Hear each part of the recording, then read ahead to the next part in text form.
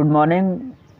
TMC knowledge में आप सभी का स्वागत है। आज हम बात करेंगे टेस्ट सीरीज की जो बिहार एसएससी के लिए है, और इसके पहले भी हमने 2 टेस्ट सीरीज का वीडियो अपलोड कर दिया है। और अगर अभी तक आपने उस वीडियो को नहीं देखा है तो आप हमारे प्लेलिस्ट में जा करके उसे अवश्य देख सकते हैं।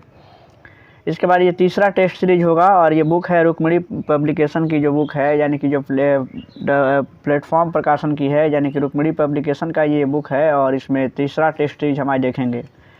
तो इसमें कुल 150 प्रश्न हैं और हम सभी प्रश्नों को देखेंगे। तो आइए शुरू करते हैं। और अगर वीडियो देखने से पहले आप हमारे चैनल पर नए हैं तो चैनल को सब्सक्राइब कीजिएगा, लाइक कीजिए और वीडियो को अधिक से अधिक शेयर कीजिए।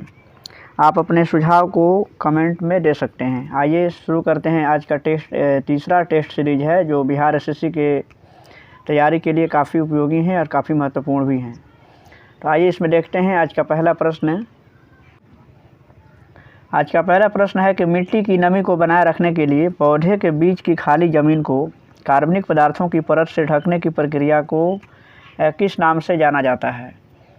तो देखिए, मिट्टी के अंदर जो नमी होती है और नमी को बनाए रखने के लिए पौधों के बीच की जो खाली ज़मीन को कार्बनिक पदार्थों की परत से ढकने की जो प्रक्रिया होती है उसे मॉल्बिंग कहते हैं, यानी कि मल्चिंग इसको कहते हैं। यानी कि इसका राइट आंसर इसमें ऑप्शन सी है। यानी कि इस तरीके से इसको मल्चिंग कहते हैं और इसका राइट ऑप्शन सी है। और मल्चिंग एक सामग्री है कि एक सुरक्षात्मक एक परत है, माने कि सामग्री की सुरक्षात्मक परत है, और जो मिट्टी के तह के शीर्ष पर फैली हुई रहती हैं और इस तरीके से पौधों के लिए काफ़ी उपयोगी होती हैं। नेक्स्ट है कि औरंगजेब द्वारा अपने निम्नलिखित में से किन 2 सर्वोच्च पद धारक सामंतों को मिर्जा राजा का खिताब दिया गया था। यह अगला प्रश्न है, मुगल वंश से संबंधित है। औरंगजेब के द्वारा बताना है कि औरंगजेब ने किस 2 सर्वोच्च पद धारक सामंतों को मिर्जा राजा का खिताब दिया था। तो इसका ऑप्शन इसमें देख लीजिए, ऑप्शन आपके सामने है। और इसमें ऑप्शन सी जो है, यानी कि राजा जय सिंह और जसवंत सिंह को औरंगजेब ने मिर्जा राजा का खिताब दिया था। इस तरीके से इसका राइट आंसर इसमें ऑप्शन सी होगा।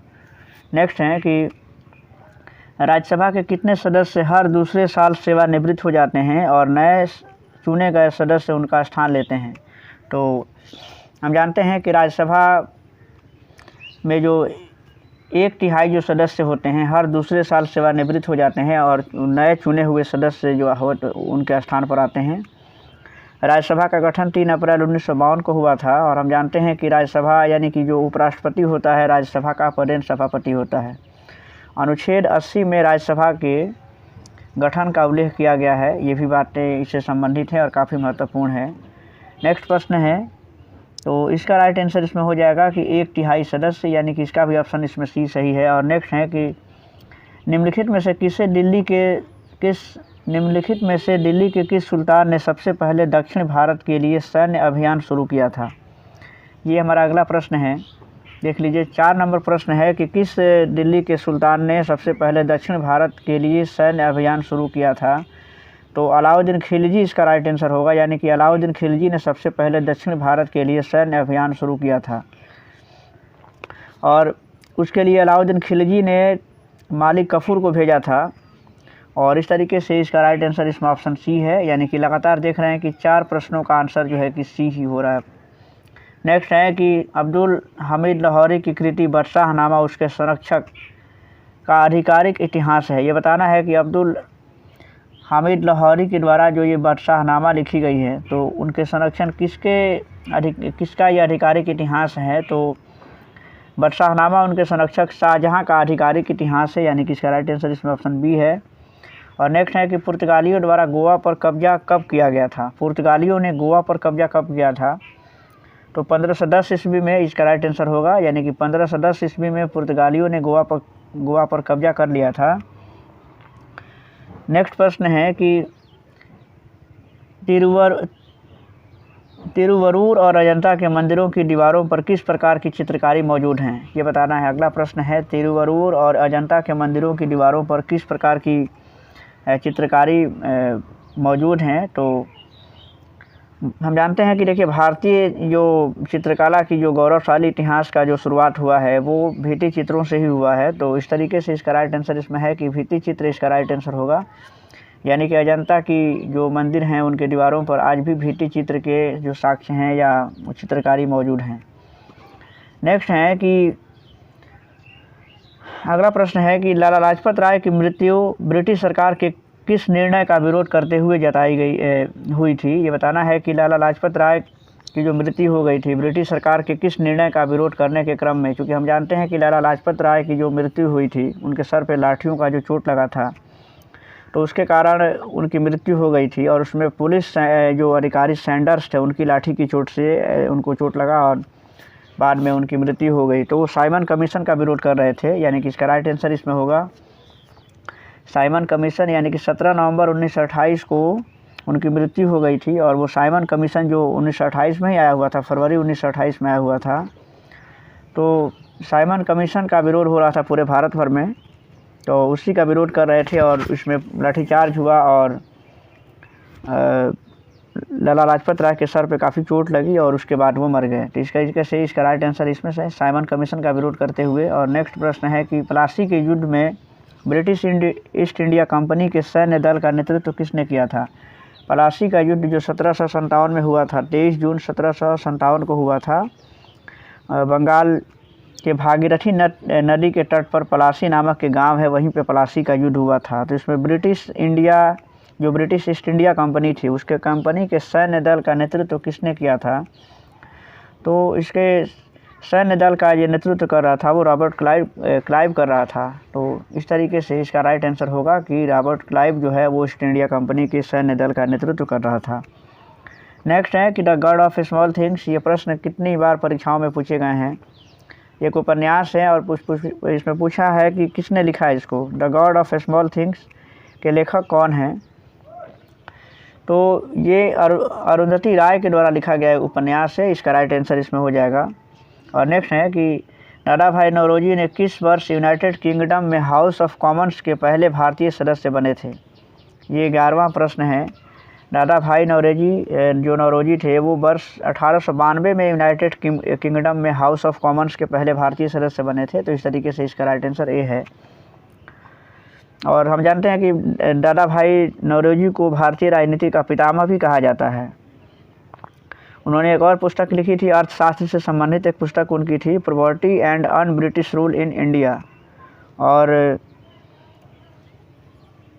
ये उनकी प्रमुख कृति थी जो अर्थशास्त्र से संबंधित थी। उन्होंने भारतीय और जो है कि राष्ट्रीय आय का सर्वप्रथम जो गणना किया था उन्होंने ही किया था 1868 के समय में। तो ये उनसे संबंधित कुछ प्रमुख बातें हैं। नेक्स्ट प्रश्न देखते हैं अब। डॉक्टर BR अम्बेडकर को किस वर्ष भारत रत्न दिया गया, ये बताना है। डॉक्टर भीमराव अम्बेडकर को किस वर्ष भारत रत्न का अवार्ड दिया गया था। तो 1990 में उनको दिया गया था। इस तरीके से इसका राइट आंसर इसमें ऑप्शन सी है, 1990। और उनको जो ये 1990 में भारत रत्न का पुरस्कार दिया गया था वो मरणोपरांत यानी कि उनकी मृत्यु के बाद दिया गया था। नेक्स्ट प्रश्न है कि सत्यार्थ प्रकाश किसकी पुस्तक है, यानी किसके द्वारा लिखी गई है। तो ये काफ़ी चर्चित ये प्रश्न है। सत्यार्थ प्रकाश जो है कि वो स्वामी दयानंद सरस्वती के द्वारा लिखी गई है। 1875 में सत्यार्थ प्रकाश हिंदी भाषा में लिखा गया था दयानंद सरस्वती के द्वारा। और उनका जन्म जो हुआ था वो गुजरात के टंकरा नामक गांव में हुआ था 1824 में। बचपन में उनका नाम जो है वो मूल शंकर था। नेक्स्ट प्रश्न है कि 14वां प्रश्न है कि इसमें देखिए पहले ही कुछ भरना है। इसमें ऑप्शन दिया है कि मणिपुर, मेघालय, सिक्किम और नागालैंड। इसमें से भरना है कि इसमें से कहाँ जो है इसमें किसमें बाईचुंग भूटिया के नाम पर एक फुटबॉल स्टेडियम उनके जन्म स्थल के पास निर्मित किया गया है। इसमें बताना है कि किस राज्य में बाईचुंग भूटिया के नाम पर एक फुटबॉल स्टेडियम है और उनके जन्म स्थल के पास निर्मित किया गया है। तो इसमें देख लीजिए ऑप्शन है मणिपुर, मेघालय, सिक्किम और नागालैंड। तो इसका राइट आंसर है इसमें हो जाएगा ऑप्शन सी, इसका राइट आंसर है, यानी कि सिक्किम है। यानी कि सिक्किम में बाईचुंग भूटिया के नाम पर एक फुटबॉल स्टेडियम का निर्माण कराया गया है।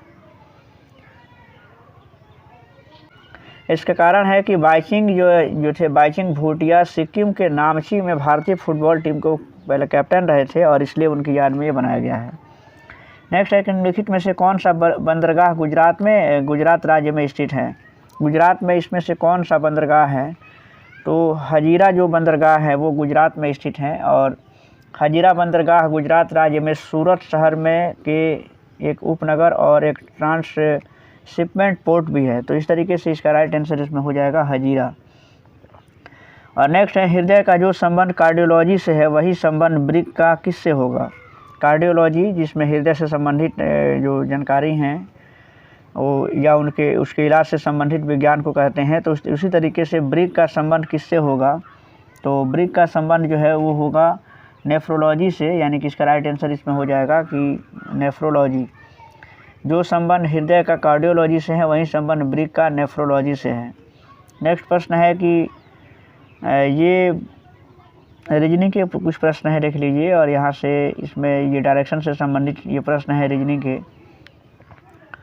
नेक्स्ट यहाँ पे देखते हैं, ये सभी जो है कि हमारे रीजनिंग के ही प्रश्न हैं चूँकि, और इसके बाद से ये कुछ मैथ और रीजनिंग दोनों मिला करके दिया गया है। अगला प्रश्न देखते हैं कि कक्षा में सबसे पीछे बेंच पर बैठा कोई विद्यार्थी श्यामपट्ट पर लिखे अक्षरों को पढ़ सकता है परंतु पाठ्य पुस्तक में लिखे अक्षरों को नहीं पढ़ पाता है, तो निम्नलिखित में कौन सा प्रकथन उसके संबंध में सही है। आप सोच सकते हैं कि क्लास में पीछे बेंच पर बैठा है और वो विद्यार्थी श्यामपट्ट पर लिखे यानी कि ब्लैक बोर्ड पर जो लिखा हुआ अक्षर है उसको पढ़ लेता है, यानी कि दूर की चीज़ों को वो देख लेता है परंतु पाठ्य पुस्तक के अक्षरों को नहीं देख पाता, यानी कि नज़दीक की वस्तुओं को या नज़दीक के अक्षरों को नहीं देख पाता है। इसका मतलब क्या हुआ, हम जानते हैं कि जिसमें अगर दूर की वस्तु दिखाई दे रही हैं, नज़दीक नहीं दिखाई देता है, तो इसका मतलब हुआ कि उसको दूर दृष्टि है। यानी कि इसका राइट आंसर इसमें हो जाएगा कि, तो इसमें ये ऑप्शन इसमें है कि विद्यार्थी के नेत्र का निकट बिंदु उससे दूर हो गया है, तो यही इसका आंसर इसमें सही है। इसका मतलब है कि वो विद्यार्थी दूर दृष्टि दोष यानी कि हाइपरमेट्रोपिया से वो पीड़ित है। चूँकि नेत्र का जो दूर बिंदु होता है वो 25 सेंटीमीटर, वो इसमें जो है दृष्टि दोष में, दूर दृष्टि दोष में 25 सेंटीमीटर से आगे चला जाता है और इस कारण से व्यक्ति को पुस्तक पढ़ने के लिए उसे 25 सेंटीमीटर की दूरी पर रखना पड़ता है। और दूर दृष्टि दोष को ठीक करने के लिए उत्तल लेंस का प्रयोग होता है चश्मे के रूप में। वहीं हम देखते हैं कि जो निकट दृष्टि दोष होता है जिसको मायोपिया बोलते हैं, तो उसे ठीक करने के लिए अवतल लेंस का प्रयोग होता है चश्मे के रूप में। और नेक्स्ट प्रश्न इसमें देखते हैं कि निम्नलिखित में से कौन सा आर्किमिडीज के सिद्धांत पर आधारित नहीं है। आर्किमिडीज के सिद्धांत पर इनमें से कौन आधारित नहीं है, तो इसका राइट आंसर इसमें हो जाएगा कि हवाई जहाज़ के पंखों की जो डिजाइनिंग होती है वो आर्किमिडीज के सिद्धांत पर आधारित नहीं है। हवाई जहाज़ के पंखों को जो डिजाइनिंग होती है वो बर्नौली के सिद्धांत पर आधारित होती हैं। और इस तरीके से इसका राइट आंसर इसमें हो जाएगा ऑप्शन बी। नेक्स्ट है कि गुरुत्वाकर्षण के नियम में गुरुत्वाकर्षण बल है, गुरुत्वाकर्षण के नियम में गुरुत्वाकर्षण बल क्या होता है। तो गुरुत्वाकर्षण के नियम में गुरुत्वाकर्षण बल जो होता है वो द्रव्यमान रखने वाले किन्हीं दो पिंडों के बीच होता है, यानी कि इस तरीके से इसका राइट आंसर इसमें देखिए इसमें सी हो जाएगा कि द्रव्यमान रखने वाले किन्हीं भी दो पिंडों के बीच में होता है ये गुरुत्वाकर्षण। मानव नेत्र में निकट दृष्टि दोष को क्या कहा जाता है, अभी इसमें चर्चा किया गया कि मानव नेत्र में निकट दृष्टि दोष को हम मायोपिया के नाम से जानते हैं। और इसका राइट आंसर इसमें हो जाएगा ऑप्शन ए हाइपरमेट्रोपिया, ये जो है कि दूर दृष्टि दोष का नाम है। और इस तरीके से निकट दृष्टि दोष को उसके निवारण के लिए, उपचार के लिए उपयुक्त फोकस दूरी का एक अवतल लेंस का प्रयोग उसमें होता है। नेक्स्ट है इसमें देख लीजिए, ये सब साइंस के प्रश्न हैं। और इसमें अगला प्रश्न है, सूर्योदय या सूर्यास्त के समय सूर्य का रंग लाल दिखाई देता है क्योंकि। सूर्योदय और सूर्यास्त के समय सूर्य का रंग जो है कि लाल क्यों दिखाई देता है, तो ये होता है इसमें बड़ी तरंगदैर्घ्य का जो प्रकाश होता है उसका प्रकीर्णन चूँकि कम होता है। इसका कारण क्या है, तो इसका कारण ये है कि वो प्रकीर्णन के चलते ऐसा होता है, क्योंकि सूर्य लाल रंग का जो तरंगदैर्घ्य होता है वो सबसे ज़्यादा होता है, तो इसलिए उसका प्रकीर्णन कम होता है। जिसका तरंगदैर्घ्य ज़्यादा होगा उसका प्रकीर्णन यानी कि उसका फैलाव या छितराव कम होगा। इस तरीके से लाल रंग ज़्यादा प्रभावी होता है आसमान में, और यही कारण है कि सूर्योदय और सूर्यास्त के समय सूर्य का रंग लाल दिखाई देता है। इसमें नेक्स्ट प्रश्न देखते हैं कि निम्नलिखित में से कौन सा प्रकाश के परिवर्तन का उदाहरण नहीं है। प्रकाश के परिवर्तन का उदाहरण कौन सा नहीं है, काफ़ी आसान सा ये प्रश्न है। देखिए, तारों का टिमटिमाना ये प्रकाश के अपवर्तन पे है। मानव द्वारा छवि का निर्माण करना, ये जो है कि ये भी है। और अस्त होते हुए सूर्य का रंग लाल दिखाई देना, तो ये तो प्रकाश के प्रकीर्णन के चलते होता है। बाकी इंद्रधनुष का निर्माण होना, तारों का टिमटिमाना और मानव द्वारा छवि का निर्माण होना मानव आँख द्वारा, तो ये तीनों जो है कि अपवर्तन से संबंधित हैं। ये सूर्य अस्त होते हुए सूर्य का रंग लाल दिखाई देता है, ये अभी हमने पिछले ही प्रश्न में देखा कि ये प्रकाश के प्रकीर्णन के कारण होता है। तो इस तरीके से इसका राइट आंसर इसमें ऑप्शन डी होगा इसका। और नेक्स्ट है कि ध्वनि की गति v और माध्यम का घनत्व ρ के मध्य यह रिश्ता है। कौन सा संबंध है? ध्वनि की गति v और माध्यम का जो घनत्व है उसको ρ पढ़ते हैं, उसके बीच में कौन सा संबंध होता है? तो इसमें ये संबंध होता है कि जो इसमें क्या होता है कि ध्वनि की गति v और माध्यम का घनत्व ρ के बीच में ये संबंध होता है कि जो v² होता है 1/ρ के ये समानुपाती होता है, यानी कि प्रोपोर्शनल होता है। यानी कि जब ध्वनि एक माध्यम से दूसरे माध्यम में जाती हैं तो ध्वनि की चाल और तरंगदैर्घ्य क्या होती हैं कि वो बदल जाती हैं, लेकिन आवृत्ति का मान नहीं बदलता है। यानी कि ध्वनि का चाल की आवृत्ति पर कोई प्रभाव नहीं पड़ता है।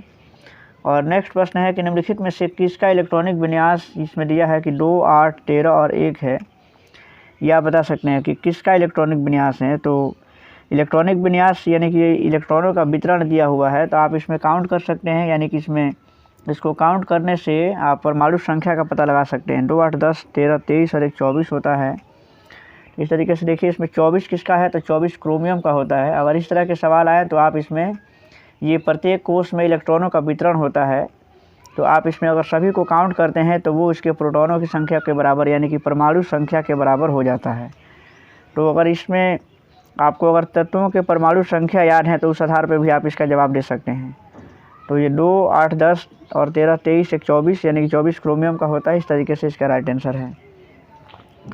नेक्स्ट प्रश्न है कि भारत के उत्तर पूर्वी भाग में की जाने वाली स्थानांतरित कृषि का एक रूप है। इसमें बताना है कि उत्तरी पूर्वी भाग में कौन सी कृषि की जाती है। इसमें ऑप्शन दिया है मिल्पा, रोका, लडांग और झूमिंग। देखिए जो झूम कृषि होती है उसी को ये अन्य नामों से जाना जाता है, अन्य क्षेत्रों में अलग अलग नामों से इसमें जाना जाता है। तो ये जो झूमिंग कृषि होती है यानी कि झूम कृषि, उसको झूम कृषि जो है वो भारत के उत्तरी यानी कि पूर्वोत्तर भाग में की जाती हैं और वो एक स्थानांतरित कृषि है, यानी कि अस्थायी कृषि नहीं है। स्थान बदल के वहाँ के जो निवासी हैं वो कृषि करते रहते हैं। उसमें जंगलों को काट करके और ज़मीन को साफ़ करके, वनस्पतियों को काट करके उस ज़मीन को खेती योग्य बनाया जाता है और फिर से अगले सीजन में वो फिर उस जगह को छोड़ के दूसरे जगह पे जाते हैं और फिर से यही प्रक्रिया अपनाते हैं। उसको कर्तन एवं दहन प्रणाली या पैड़ी पद्धति के नाम से भी जानते हैं और इसको स्लैश एंड बर्न कृषि भी कहा जाता है। और इसी को अलग अलग जगहों पे मिल्पा, रोका और लडांग या झूमिंग के नाम से भी जानते हैं। नेक्स्ट है कि धूपगढ़ की पहाड़ियाँ किस राज्य में स्थित हैं। धूपगढ़ की पहाड़ियाँ किस राज्य में स्थित है, तो इसका राइट आंसर इसमें हो जाएगा कि मध्य प्रदेश में है। और जो सतपुड़ा पहाड़ है यानी कि सतपुड़ा जो पर्वतमाला है उसकी सबसे ऊंची जो चोटी है वो धूपगढ़ है और मध्य प्रदेश में स्थित है। नेक्स्ट है कि ककोलत जलप्रपात बिहार के किस जिला में है, तो ये नवादा में है, यानी कि इसका राइट आंसर इसमें ऑप्शन बी है, नवादा ज़िले में है। ककोलत जलप्रपात बिहार के नवादा में है और ये ककोलत जो जलप्रपात है वो नवादा शहर से लगभग 32 किलोमीटर दक्षिण में स्थित है और इसकी जो कुल ऊंचाई है वो 48 मीटर है, यानी कि 160 फीट के बराबर है। नेक्स्ट इसमें प्रश्न है कि मारे गए गुलफाम, यानी कि इसमें देखिए अगला प्रश्न है कि मारे गए गुलफाम बिहार के किस साहित्यकार की रचना है। मारे गए गुलफाम, ये भी प्रश्न कई बार ये पूछा जा चुका है। तो मारे गए गुलफाम ये फरीश्वरनाथ रेणु की एक रचना है और फरीश्वरनाथ रेणु की अन्य भी रचनाएँ हैं जैसे कि मैला आंचल, परिकथा, जुलूस, कितने चौराहे, पलटू बाबू, आदिम रात्रि की महक इत्यादि, ये सभी जो है कि फरीश्वरनाथ रेणु की कृति हैं, यानी कि उनकी रचनाएं हैं। नेक्स्ट है कि बिहार का पहला मेगा फूड पार्क कहाँ स्थापित किया गया है। बिहार का पहला मेगा फूड पार्क मुजफ्फरपुर के मोतीपुर में स्थापित किया गया है। इसका राइट आंसर इसमें होगा मुजफ्फरपुर। और बिहार विभूति उपनाम से इनमें से किसे जाना जाता है। बिहार विभूति डॉक्टर अनुग्रह नारायण सिंह को कहा जाता है, यानी कि इसका राइट आंसर इसमें ऑप्शन बी है। और जहाँ तक बात करें श्री कृष्ण सिंह, तो श्री कृष्ण सिंह को बिहार केसरी के नाम से भी जानते हैं। और जो सत्येंद्र नारायण हैं इसमें, तो उनको जो है कि छोटे साहब के नाम से भी जाना जाता है। अगला प्रश्न है कि एशियाई देश लेबनान की राजधानी कहाँ है। एशियाई जो देश लेबनान है उसकी राजधानी कहाँ है, तो लेबनान की राजधानी बेरूत में है, यानी कि इसका राइट आंसर इसमें ऑप्शन ए इसका राइट आंसर होगा, बेरूत। उसी तरह से देखिए अगर हनोई की बात करें तो हनोई जो है कि ये वियतनाम की राजधानी है, निकोसिया ये साइप्रस की राजधानी है, और जो सना है ये यमन देश की राजधानी है, यमन। तो इस तरीके से ये सभी ऑप्शन के बारे में है। और अगला प्रश्न है कि मराठों और अफगानिस्तान के शासक अहमद शाह दुर्रानी के बीच पानीपत की तीसरी लड़ाई किस वर्ष हुई थी। पानीपत की जो तीसरी लड़ाई है वो 1761 में हुई थी। इसकी पहली जो लड़ाई हुई थी 1526, दूसरी हुई थी 1556 में, और तीसरी जो है वो 1761 में हुई थी। नेक्स्ट है कि जापान संयुक्त राष्ट्र का सदस्य कब बना था। जापान संयुक्त राष्ट्र का सदस्य कब बना था, तो इसका राइट आंसर इसमें है, जापान संयुक्त राष्ट्र का जो सदस्य बना 1956 में इसका राइट आंसर होगा, यानी कि 1956 में इसका सदस्य बना था। अगला प्रश्न है जनगणना 2011 से कि इसके अनुसार निम्नलिखित में से किस राज्य में जनसंख्या घनत्व भारत में सबसे कम है। भारत में सबसे कम जनसंख्या घनत्व वाला कोई राज्य है तो वो अरुणाचल प्रदेश है, जहाँ का जो जनसंख्या घनत्व है वो मात्र 17 व्यक्ति, यानी कि 17 व्यक्ति प्रति वर्ग किलोमीटर है वहाँ का, अरुणाचल प्रदेश का ये। भारत का अगर देखें तो भारत का जो जनसंख्या घनत्व है, संपूर्ण भारत का जनसंख्या घनत्व है 382। राज्यों में सबसे कम अरुणाचल प्रदेश का है, और सबसे ज़्यादा अगर देखा जाए तो बिहार का है 1106 व्यक्ति प्रति वर्ग किलोमीटर। और नेक्स्ट है कि भारत में निम्नलिखित में से किस बंदरगाह का नया नामकरण करते हुए दीनदयाल बंदरगाह नाम रखा गया है। तो दीनदयाल जो भारत में जो कांडला बंदरगाह है उसका नामकरण करते हुए और उसका नाम अब हो गया है दीनदयाल बंदरगाह, यानी कि ये कांडला बंदरगाह इसका राइट आंसर होगा।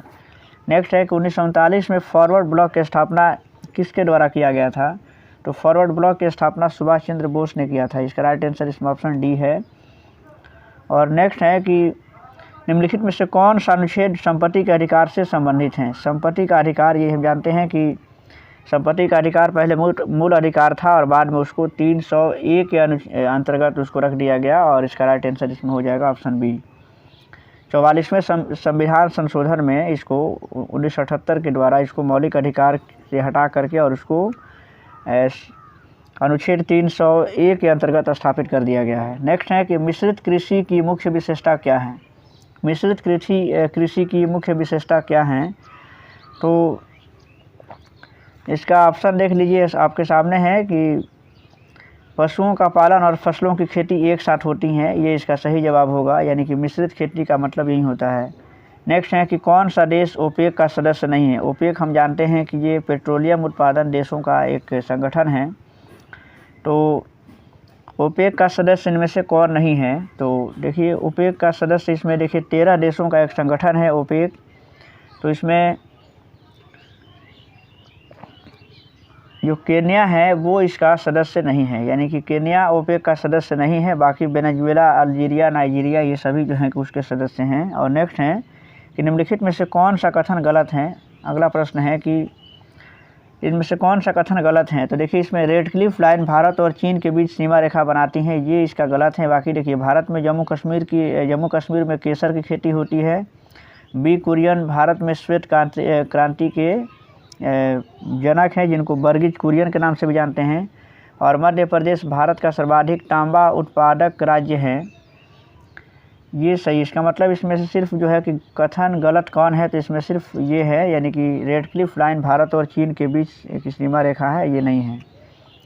नेक्स्ट है कि रेड क्लिफ लाइन जो है वो भारत पाकिस्तान के बीच में है, भारत और चीन के बीच में मैकमोहन लाइन है। नेक्स्ट प्रश्न है, इसमें से देखते हैं कि निम्नलिखित में से कौन सा कर केंद्र सरकार द्वारा संग्रहित नहीं किए जाते हैं। कौन सा जो टैक्स हैं वो केंद्र सरकार के द्वारा नहीं लगाया जाता है, तो इसमें राइट आंसर इसमें हो जाएगा कि वृत्ति कर और स्टैंप शुल्क जो है वो केंद्र सरकार के द्वारा संग्रहित नहीं होते हैं।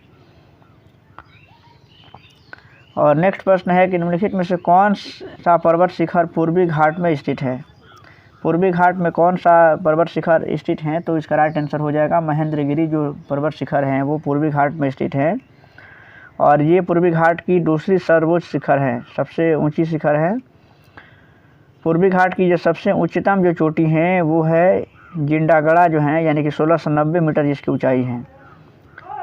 महेंद्रगिरी जो पर्वत हैं वो उड़ीसा के गंजाम जिले में स्थित हैं। और दक्षिण भारत की बात करें तो दक्षिण भारत का जो सर्वोच्च शिखर हैं वो अनाईमुडी हैं, जिसकी जो ऊंचाई है वो 2695 मीटर है। जबकि दूसरा जो है यानी कि दक्षिण भारत का जो दूसरा सर्वोच्च शिखर है वो है दोदा बेटा, जिसकी ऊंचाई है वो 2637 मीटर है। नेक्स्ट इसमें प्रश्न देखते हैं अब कि नेक्स्ट प्रश्न है कि भारत के संविधान में निम्नलिखित में से किस अनुच्छेद में संसद के दोनों सदनों की संयुक्त बैठक का प्रावधान किया गया है। इसका राइट आंसर है इसमें अनुच्छेद 108 के द्वारा यह प्रावधान किया गया है कि दोनों सदनों की जो बैठक वो संयुक्त रूप से होगी। नेक्स्ट है कि निम्नलिखित में से कौन सी पर्वत श्रृंखला दक्षिण अमेरिका में स्थित हैं। दक्षिण अमेरिका में कौन सी पर्वत श्रृंखला स्थित हैं, तो इसका राइट आंसर है एंडीज। और नेक्स्ट है कि आरबीआई अधिनियम 1934 की किस अनुसूची के अंतर्गत शामिल बैंकों को अनुसूचित वाणिज्यिक बैंक कहा जाता है। तो इसका राइट आंसर इसमें हो जाएगा कि इसमें दूसरी जो अनुसूची है, तो दूसरी अनुसूची के अंतर्गत जो शामिल बैंक हैं उनको अनुसूचित वाणिज्यिक बैंक कहा जाता है। और अगला प्रश्न है कि निम्नलिखित में से किस क्रिकेटर को राजीव गांधी खेल रत्न पुरस्कार कभी भी प्राप्त नहीं हुआ। तो देखिए इसमें शिखर धवन जो है ये ऐसे क्रिकेटर हैं जिनको राजीव गांधी खेल रत्न पुरस्कार कभी भी प्राप्त नहीं हुआ है। इसके पहले सचिन तेंदुलकर, महेंद्र सिंह धोनी, विराट कोहली, रोहित शर्मा और विश्वनाथन आनंद को ये सब जो हैं कि राजीव गांधी खेल रत्न पुरस्कार दिया जा चुका है। इसका राइट आंसर इसमें हो जाएगा शिखर धवन।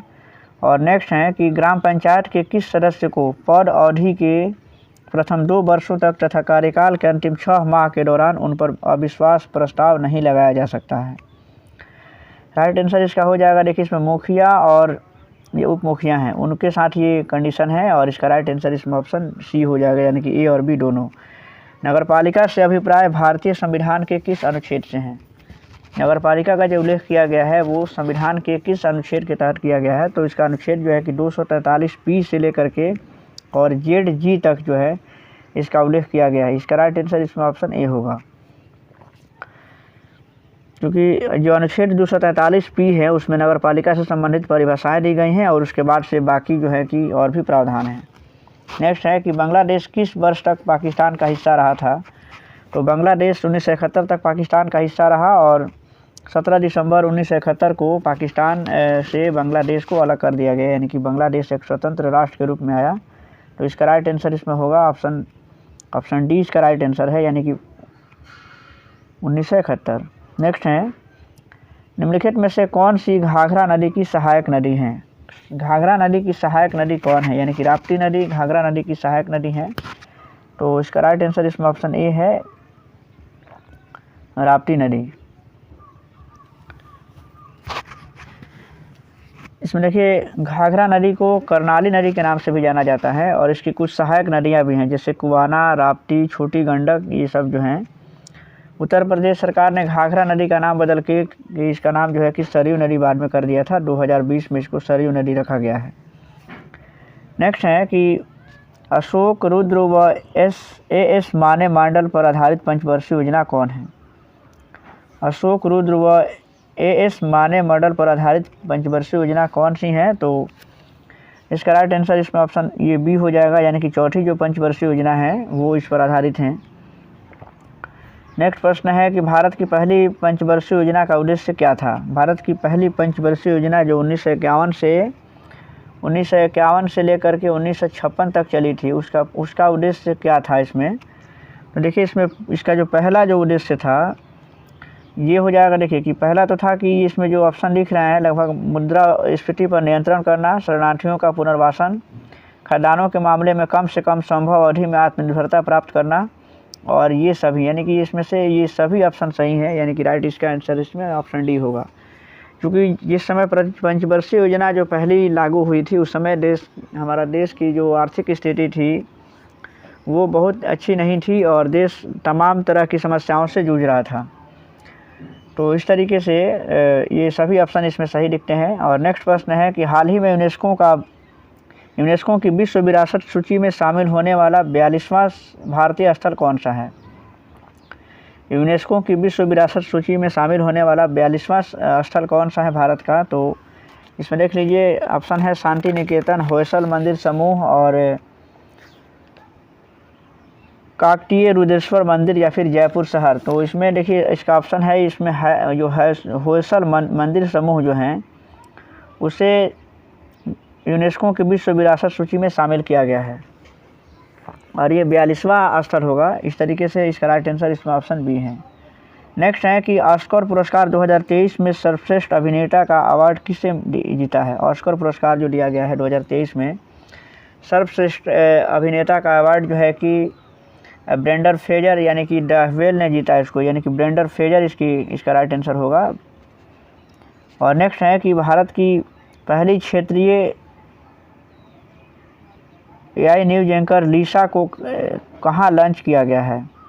क्षेत्रीय न्यूज एंकर यानी कि बता रहा है कि इसमें लिसा को उड़ीसा से लॉन्च किया गया है, यानी कि इसका राइट आंसर इसमें हो जाएगा ऑप्शन इसका सी राइट आंसर होगा, यानी कि उड़ीसा। और इसका नेक्स्ट प्रश्न देखते हैं अब, किस राज्य सरकार ने महिलाओं के लिए लाडली बहन योजना शुरू किया है। देख लीजिए, अब कुछ प्रश्न और भी हैं। मध्य प्रदेश सरकार की योजना है, यानी कि इसका राइट आंसर इसमें ऑप्शन ए है। 111वें स्थापना दिवस पर बिहार दिवस 2023 की थीम क्या था। 2023 में जो बिहार दिवस मनाया गया था 22 मार्च को, उसका थीम क्या था। तो इसका थीम था, यानी कि इसका राइट आंसर इसमें ऑप्शन बी है, यानी कि युवा शक्ति बिहार की प्रगति, ये इसका थीम था बिहार दिवस का। नेक्स्ट है कि भारत के राष्ट्रीय चिकित्सक दिवस किसके सम्मान में मनाया जाता है। भारत में जो राष्ट्रीय चिकित्सा दिवस हैं वो विधान चंद्र राय के सम्मान में मनाया जाता है और ये सभी डॉक्टर्स को सम्मान देने के उद्देश्य से ये विश्व चिकित्सा दिवस, ये भारतीय राष्ट्रीय चिकित्सा दिवस मनाया जाता है। और विधान राय को आधुनिक पश्चिम बंगाल का निर्माता भी माना जाता है।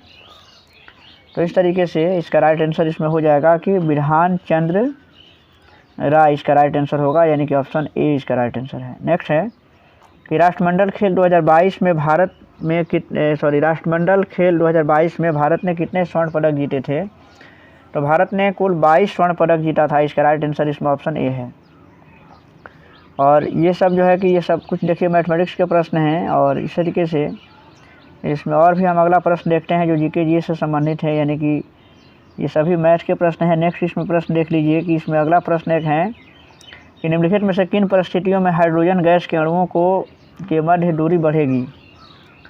तो हाइड्रोजन गैस के अणुओं के बीच की दूरी कब बढ़ती है। देखिए इसमें ऑप्शन भी दिया हुआ है और देखिए इसमें जो ऑप्शन है, यानी कि देखिए कुछ हाइड्रोजन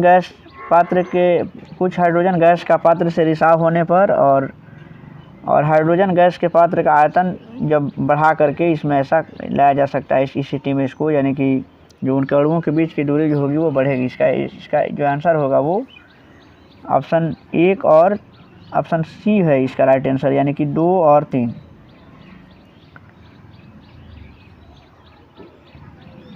नेक्स्ट इसका प्रश्न देखते हैं कि